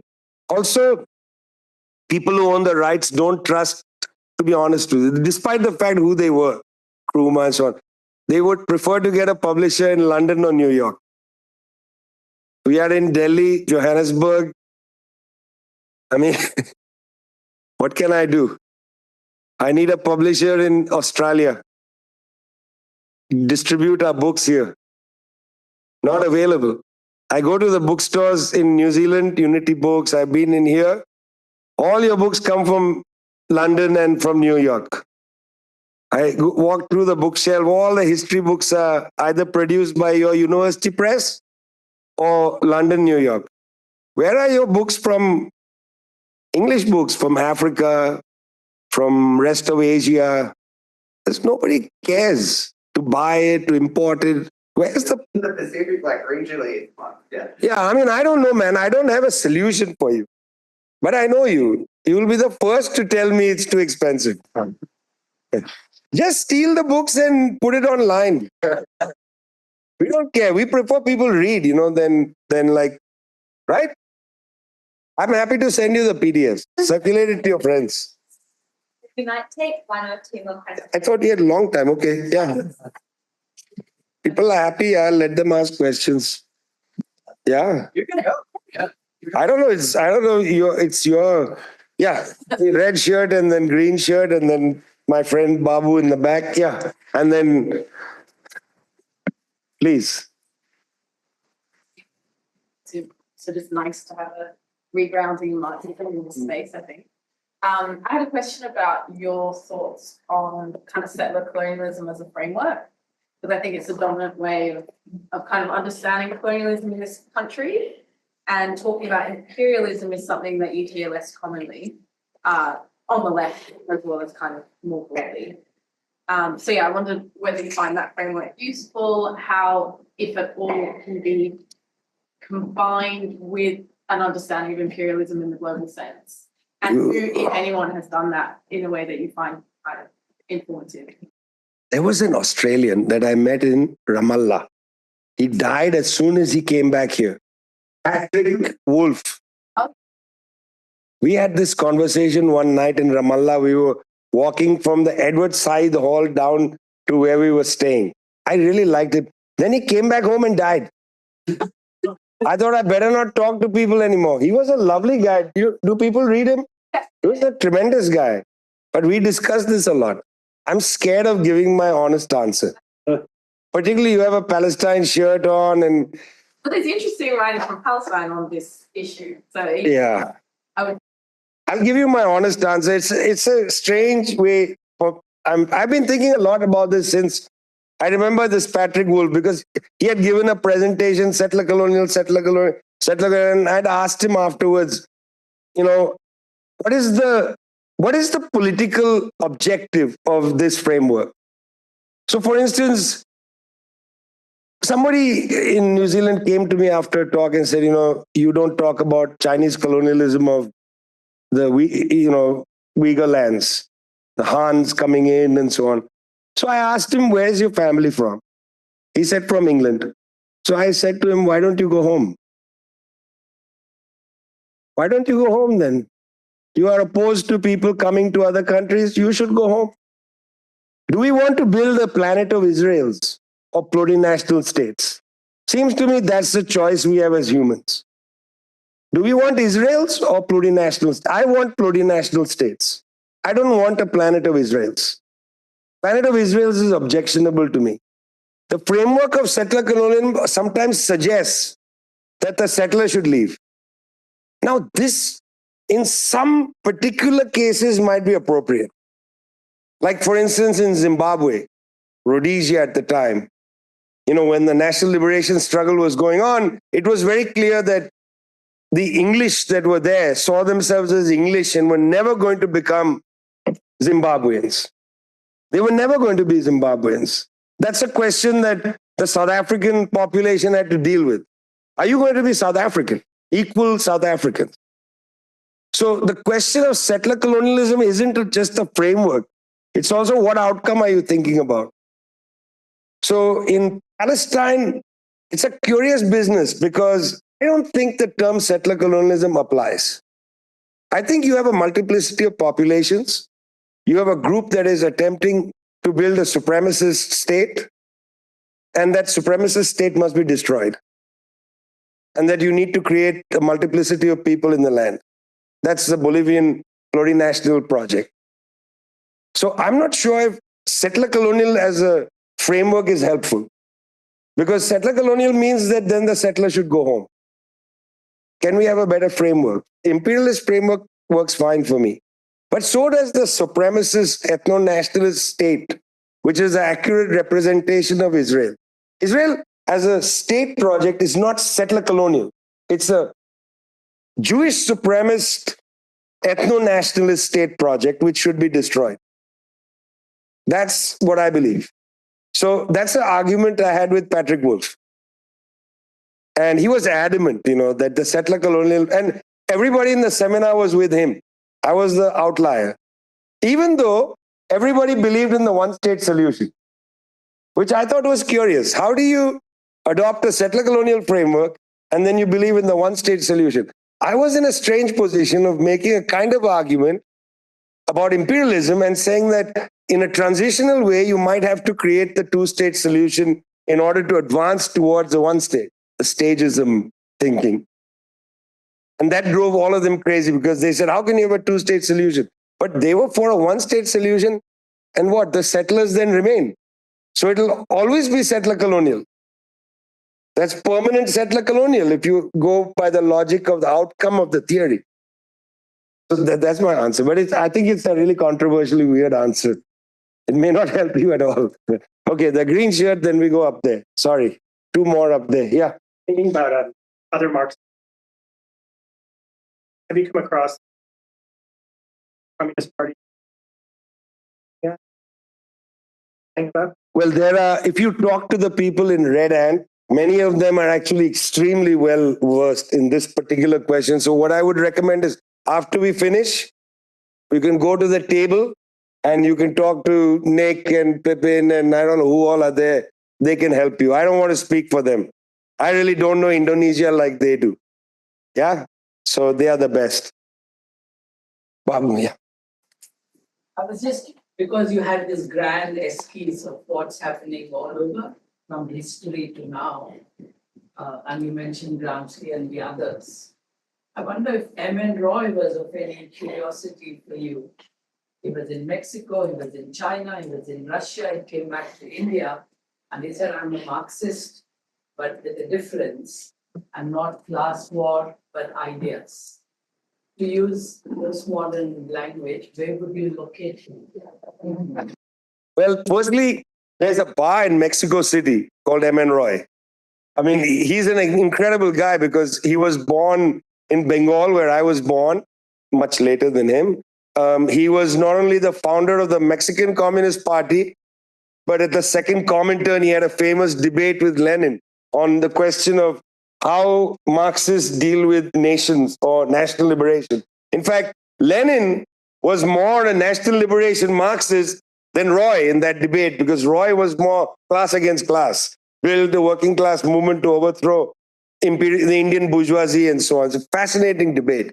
But they came to a very interesting synthesis of their disagreement in the resolution. And then Roy, of course, becomes the founder of the Indian Communist Party in Tashkent, in the USSR. The Indian Communist Party has an interesting origin. It's in USSR that it's founded, in Tashkent, but it's actually also founded in Stockton, California, in 1913, 7 years before, as the Ghadar Party, the Revolt Party. And a lot of those Ghadar Babas become part of the stream into the Indian Communist movement. So I always like to think of these as the two kind of parallel origins of the Indian Communist movement. The first Congress in India is 1925. Roy plays an enormous role in going around the country illegally, meeting people like Muzaffar Ahmad in Calcutta, or then Singravelu in Madras, and bringing all these different people together. Plays a great role. Later in life, he comes to a position called humanism, or rather, what was the full name? Radical humanism. He has a journal called Radical Humanism, and so on. I mean, he is an interesting character, but from India, there are so many. The much more useful character, in my opinion, or figure as a Marxist is E.M.S. Namboodiripad, who's born in Kerala, becomes a phenomenally important person in the freedom movement as a young man. We are just actually going to publish a biography of this Marxist that most people have never heard of. He engages the tenancy question as an extremely young man. He writes a critique of the tenancy bill. Then he brings up the relationship between caste and class in the 1930s, spends the rest of his life writing about that. It's fascinating Marxist, and again, unfortunately, some of his best work is not in any other language but Malayalam, but we're going to try to bring bits and pieces of it out. So M.N. Roy is important, so is Namboodiripad. your precise question about Roy, in my opinion, his life story is actually much more interesting than the things he wrote. Although it should be said that his first book, which is on India, on the Indian reality, is one of the best conjunctural analyses of dependency in the colonies. It's a dependency theory book written in the 1920s, in 1921-22. In fact, there are a number of these people, De Silva in Sri Lanka and others, who wrote dependency theory but are not part of the oeuvre of dependency theory. Generally, that's thought of as a Latin American school. But, even later, Nkrumah's book is very much in the dependency tradition to stretch it geographically. Yeah. So I had a question about what you spoke about circular theory versus essentially the linear approach to thinking. Would you have any thoughts on how that plays out in political organization? Because different parts of the world have a different community or a different philosophy of thinking, and circular thinking is something which is more commonly seen in, say, South Asia or even Southern Europe. So has that played a role in political organization in your thoughts? Yeah, it's a really good question. And I haven't thought about that much, partly because our movements have been organized pretty conventionally. I mean, it has to be said that there was a lot learned from the Soviet experience and a lot not learned. What was learned was how to build a movement, and people succeeded in using those forms of building branches and mass organizations and so on. In fact, India is not the best example. The best example is China for utilizing the vocabulary and creating new forms. So we just published from Tricontinental a fantastic long essay. It's a dossier of this month by Professor Wang Hui from Tsinghua University. And Wang Hui goes into this conceptual thing where he says the term Soviet, as the Soviets understood it, when it comes to China and forms the Jingsu Soviet, they're using the term differently. It has a different meaning. Even the idea of masses or party, or what is the relationship of party to mass in China is different. People will say to me, well, China's an authoritarian, blah, blah, blah, state, dictatorship, whatever. I always tell people like that, you've never been to Asia. You have no idea what Asian culture is like. Like, Asian culture is axiomatically a little hierarchical. Axiomatically, you got to be like, the elders have come in. I mean, I grew up in a super lefty kind of liberal environment. And if I was smoking a cigarette and I saw my uncle, communist, walking towards me, I would hide it behind my back. I would be like embarrassed to be seen as like a 20-year-old with a cigarette in front of my uncle because he's my uncle. He's a communist. What do I care? Freedom to do anything. Hierarchy is part of our cultural world, and how the Chinese took some of these concepts, relationship of party to mass, and bring it into their own cultural universe is really fascinating. I don't have time to get into all this, but it is fascinating how there are layers of meaning to some of these words, like masses or class even. They are not self-identical in each language. Even though you can translate a text, they mean something different. The Chinese Communist Party's leading role is different from a Communist Party elsewhere. It is seen in a way as a party that you trust implicitly to guide society. That's not a way that most people in other countries think of their political class, as a form, a form that you trust implicitly to guide society. That's a very interesting formulation. It's different than, if Trump becomes the president, the people in society trust him to guide society. But, I don't think people think of it as relationship of leadership to social development.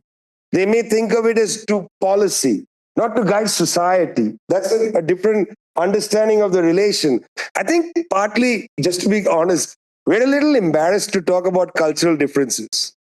People feel like this feels a little exaggerated, that, people are all the same. People are not the same. People are not the same.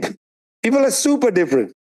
They have different ideas of things. We shouldn't assume, where has he gone? Talked about equality and the logarithmic thing is disappeared. But, as he was saying that, it's the same with our own, how we live with an understanding of family, society.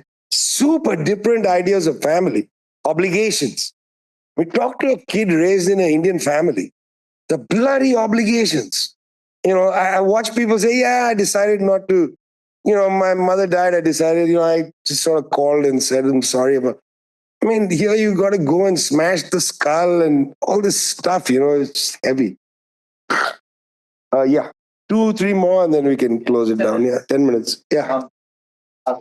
About militancy and violence. Just going back, I was quite astonished a few months ago to see you post a photo of the daughter of Dian Aydin holding a copy of your book. For people that don't know, Dian Aydin was the last General Secretary of the Communist Party of Indonesia, which, as many know now, was subject to one of the most brutal massacres and acts of political violence in the 20th century at least.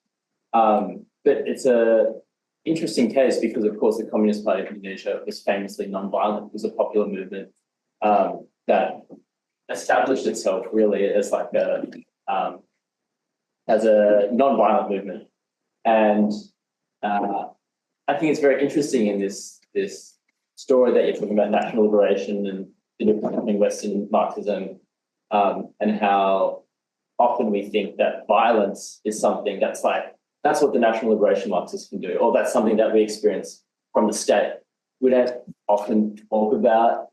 I know this is potentially a bit. No. I like where you're going, and I'm smiling in my head. Yeah. Just see how you take it, but yeah. I wanted to Just tell me why you were shocked to see the picture of Ibaruri with that book. Well, for people that don't know, Marxism and Leninism in Indonesia are still outlawed. To teach Marxism and Leninism in Later's 2019 was a new piece of legislation is passed to further outlaw the teaching and discussion of Marxist or Leninist texts.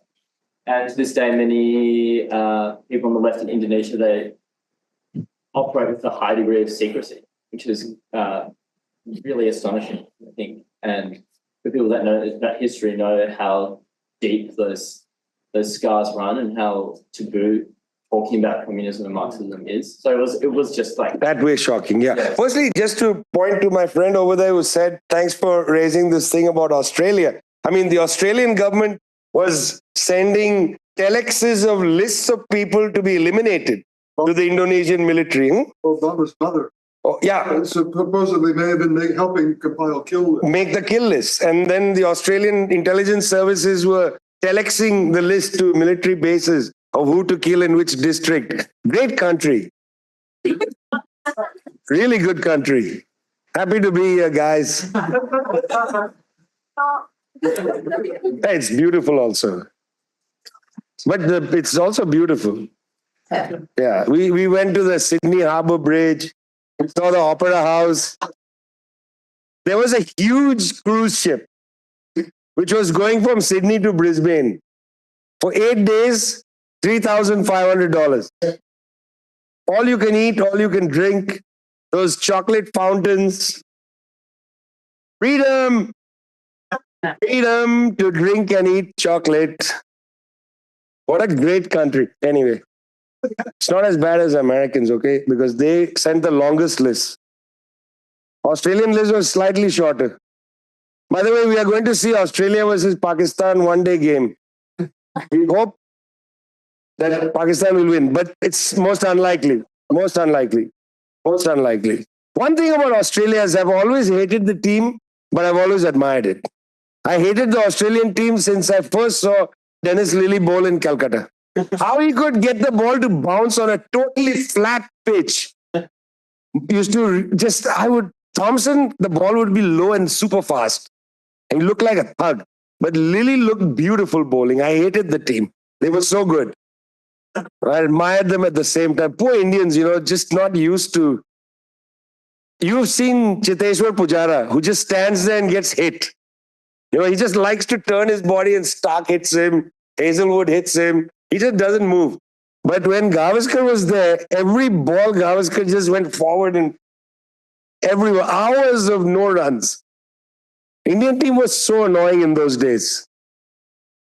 Anyway, we're going to see at the MCG Might buy that green baggy hat. Ibaruri is an incredibly brave woman, firstly. She is the daughter of Dian Edith, the last General Secretary of the Indonesian Communist Party. She was named after Dolores Ibaruri, La Pasionaria, the great Spanish Civil War communist. Okay, what a name to give a child. Iba. She is just completely brave, firstly. Super brave, doesn't care. She wants to make a selected works of her father's writing. She wants me to work with her to do that. I would love to publish some of his writings. But first, let's make the Sukarno. Let's make the collection of Sukarno. Let's study Sukarno. What kind of Marxism is there in Sukarno? Combination of Islam, nationalism. Let's get deep into it. Yeah? Let's look into it. I don't know if there's very many books that are good on Sukarno's thinking, but I'm interested in all of that, my friend. It was a bit crazy, but you got to be crazy. I'm looking forward to engaging more with Indonesia.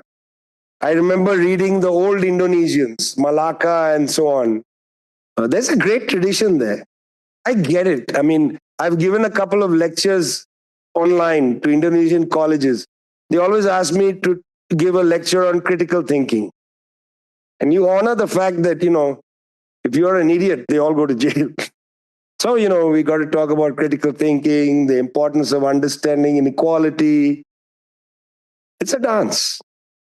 It's a dance. But you also have to take some responsibility. Marxism is banned in Indonesia also thanks to the coup, which this country facilitated. One last one.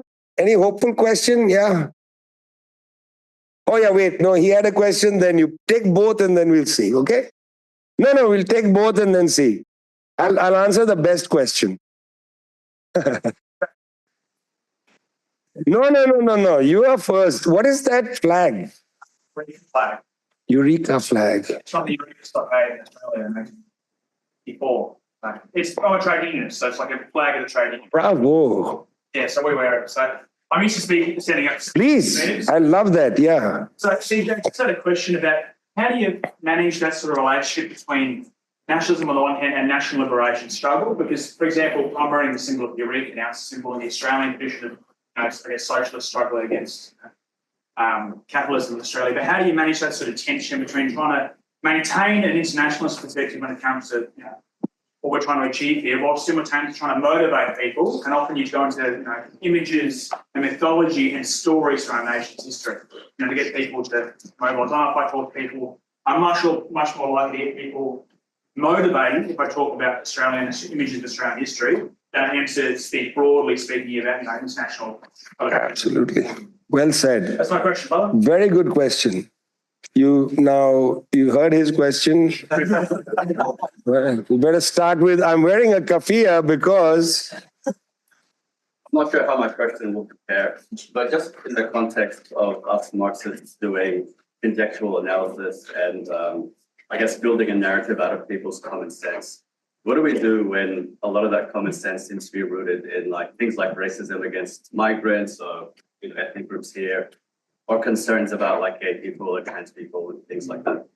Yeah, it's wonderful how the questions are actually the same in a way. Yeah, yours is more detailed. Let me start there and I'll come to you because it's a better place to end. So, see, my friend, first thing is when you do a conjunctural analysis, it's best not to sugarcoat the reality. And the issue isn't to, in a way, oppression check, ex-racist or homophobic or whatever. It's to ground why there is an element of racism at this point, where it comes from, what are the class basis of it. I mean, we have to try not to just sloganeer about hierarchies, but in a conjunctural analysis, discover, or at least attempt to discover, the roots of or the densities of those oppressions. Homophobia isn't a medical condition. It comes because it's part of a certain social development. So a conjunctural analysis should illuminate that. It should help you at least start provisionally with a theory of where or from how or for what reason does homophobia endure. Not that that's homophobic, this is homophobic. That's a very bad culture that has entered into a kind of liberal left. It's a liberalism entering the left, the culture of denunciation. You're homophobic, cancer. You're this, you're that. This is boring. Of course people are homophobic. Of course people are racist. That's not itself a medical problem that then you inoculate them with your denunciation. Yeah? You have to understand where it's coming from and then try to overcome both it and its roots. That's Marxism. Yeah, Marxism doesn't lead to liberal denunciation. It should lead to building unities with people to transform the whole system. Yeah, so it's super complicated and difficult to do this. It's not easy, but that's what you are there for. There is no such thing in my world as a Marxist intellectual and then somebody in a political organization. Every cadre is an intellectual. Every cadre must become an intellectual. Every intellectual should be a cadre. I don't see the role in Marxism for independent thinking. I don't understand what that means. Well, am I independent? What is an independent intellectual? Where are you rooted? Where do you stand? Do you stand on something? If you're independent, you're making a claim to God. It's theological. You have taken a God view. Nobody's independent. Where are you located? I would prefer to be located in historical dynamism, a movement, than to be located in an identity, which is stagnant. So that's what I would say. It's really hard to do, okay? I'm saying it as if it's some simple formula. Super hard to do. That's what makes you a good intellectual. The best intellectuals are able to peel away all the mediations to identify the root cause of something. And that identifying the root cause isn't that you then pull out the carrot and say, look, I have a carrot. You start working the soil. That's the class struggle. The carrot is not coming out when you've identified it. The carrot will only come out in a struggle. The identification is a theory. We don't know actually if it's like that. As you advance the class struggle, you start getting a better understanding of the soil, the roots, and so on, and where to pull. Yeah? Terrible metaphor, but you get the point. Now, this is complicated because what the relationship between the nation, national liberation, is not the same in all nations. It depends where you are located in the world. If you are in Zambia today, formerly Southern Rhodesia, your nationalism has a different relationship to national liberation because you are firmly rooted in a struggle against imperialism. But in a country like Australia, nationalism is not necessarily rooted in a struggle against imperialism. In fact, nationalism can be put to the service of imperialism. Yeah, Ghassan Haj, who I know very well, I think he teaches here or somewhere, keeps getting attacked now because he writes in defense of Palestine. Ghassan wrote a book called White Nationalism about Australia. Okay, I don't know this country very well, okay? I read Stuart McIntyre's book on the plane, Concise History of Australia. I learned a lot from it. It's a very good book. He's a good historian, yeah? But anyway, the point is I don't know much, but I'm giving you my feeling about just some elements, yeah? I mean, nationalism in a country like this is not necessarily a contradiction against imperialism. On the other hand, two elements to this. One is every nation has a conflictual story. No nation has a clean history. Every nation around the world has an ugly history. There are brutalities inflicted upon people in every national story. It's impossible to say this is the Cuban Revolution is a clean story. There's all kinds of things we may not want to emphasize for whatever strategic reason. Or you want to and then discuss it. It's just not going to be in a straight line. Zigzags, all kinds of things, errors. This history is rather brutal, to say it mildly. Yeah, that has to be there in the thinking. So the first thing is, which story do you recover? There's that entire tradition that starts with A.L. Morton and others in England, the people's history tradition, which Howard Zinn picks up on and so on, to tell the story of a nation from those who are struggling to make it better.